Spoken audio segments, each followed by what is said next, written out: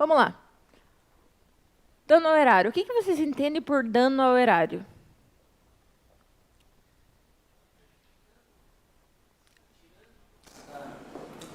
Quando você está infringindo algumas determinações, né? Seja ela no patrimônio, seja ela com os recursos, seja elas com leis, assim por diante, é um dano ao erário. E ele está firmado, tá, no artigo 12 da Lei 8.112 de 1990. Ela traz os dispositivos sobre os servidores e ela fala o seguinte, que são deveres do servidor público zelar pela economia do material e a conservação do patrimônio público. Agora nós vamos falar de um termo que é bem legal, tá? Esmiuçando bem a questão do patrimônio público.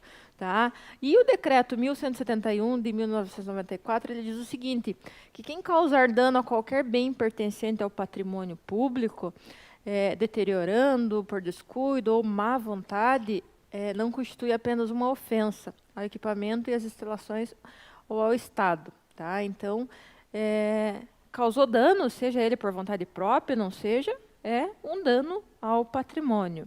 E patrimônio é algo assim que os servidores têm, não na sua totalidade, mas alguns não têm o cuidado necessário.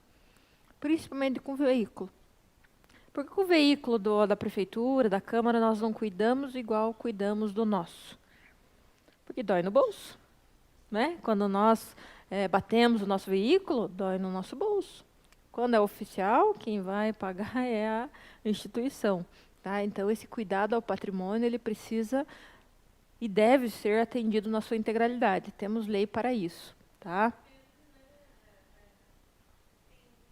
Cobram, né? Cobra. Eu falo por causa que meu esposo ele trabalha na prefeitura de Ponta Grossa. Uhum. E ele trabalha na área de segurança do trabalho. E ele dirige, né? Tem que ir num posto, no outro posto. Se ele bater, quem paga é ele. Exatamente. É a regularidade do município. Né? Tem gestores que falam o seguinte, ó, gente, faça o que está na lei. E nós temos abertura para isso. Errado, tudo bem, ele arcar com prejuízo, mas se ele estiver certo, aí não, aí é a prefeitura que tem que tomar as atitudes cabíveis, eu acho. Não, mas no caso ele se ele for causa dele, né? Errado, se tiver errado. Mas eu digo que em alguns municípios não é cobrado do servidor, né? É a Câmara ou a prefeitura que vai lá e paga, né? Gente, acreditem. Exatamente. Mas é da cultura do município. Os municípios pequenos é um pouquinho mais difícil, né? Porque você fala que não, mas tem alguém que diz que sim. Tá? Mas é a cultura de cada município. Quando nós... Para limpar o veículo. Olha só. O pessoal que trabalha no setor ali, que tem o carro, o veículo deles ali, são 5 que usam 5 técnicos, eles revezam, cada um paga a limpeza do veículo, de vez em quando viu que está precisando, manda até a água, eles compraram. Nossa. Agora está vindo, mas é um serviço de... Mas não tem. É o que eu digo, o município maior é tudo mais complicado para o funcionário do que no município. Exatamente. Gente, continuando, tá? A Lei da Ação Popular, ela define o patrimônio público, tá? Como um conjunto de bens e direitos, tá? De valor econômico, artístico, estético, histórico ou turístico, tá? Tudo que tem dentro do município, ali, até uma árvore se torna um patrimônio, né? A gente chama o patrimônio tombado, né? Às vezes tem árvore que é um patrimônio também.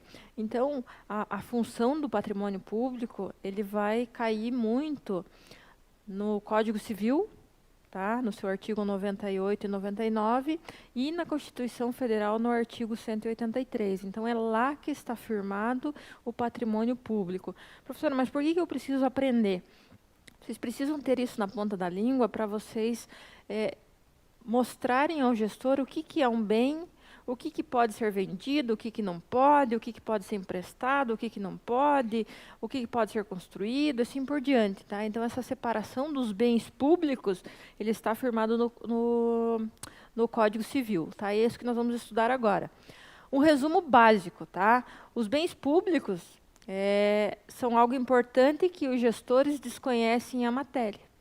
Não tem lá no município alguns patrimônios, vamos falar assim, alguns terrenos, onde está algumas lojinhas, tem alguns munícipes morando.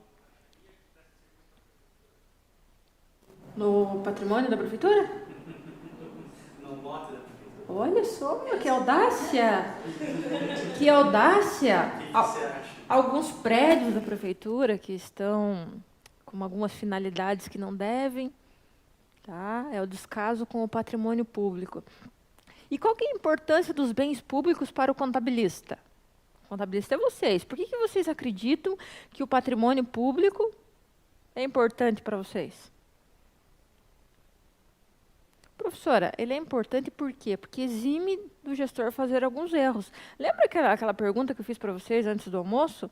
Se a prefeitura poderia adquirir um imóvel do parente do vereador? É por causa disso.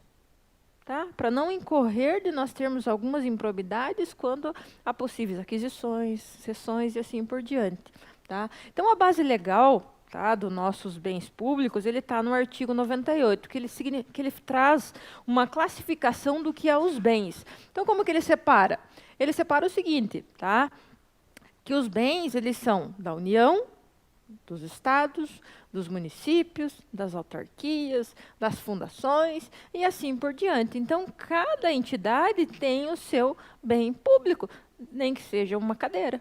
Tá? Não tem como nós termos uma fundação se nós não termos os nossos bens, o próprio local, o próprio prédio, assim por diante. E em muitos casos, tá, o contador, ele é contabilista de todos as três entidades. Tá? E ele precisa cuidar do que é o patrimônio, né, no seu lançamento de relatório de gestão, o que realmente é patrimônio e o que não é. Tá?